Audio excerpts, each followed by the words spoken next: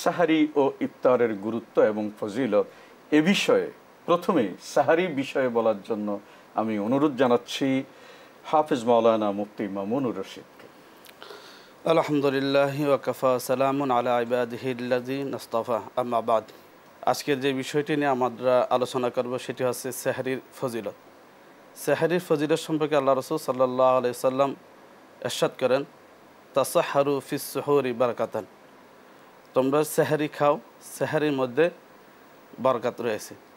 এই যে মোহতারাম, আপনি যে সাহারির কথা বলছেন, সাহারি কি আমরা প্রথম সময়ে খাওয়াটা ভালো না শেষের দিকে খাওয়া ভালো? আল্লাহ রাসূল কি বলেছেন এ বিষয়ে? আল্লাহ রাসূল সাল্লাল্লাহু আলাইহি সাল্লাম বলছেন যে সেহরিটা শেষ টাইমে খাওয়াটা উত্তম। এটার দ্বারা মানুষের দৈহিক একটা উপকারিতা রয়েছে, সেটার প্রতি লক্ষ্য রেখে আমাদের সেহরির শেষ টাইমের প্রতি গুরুত্ব দিতে হবে। জি মোহতারাম, আপনাকে অনেক ধন্যবাদ।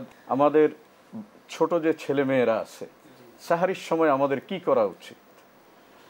আসলে আমাদের অনেকে ফ্যামিলিগত পরিবেশ এক এক ধরনের হয়, তো ফ্যামিলি কালচার এক এক ধরনের হয়।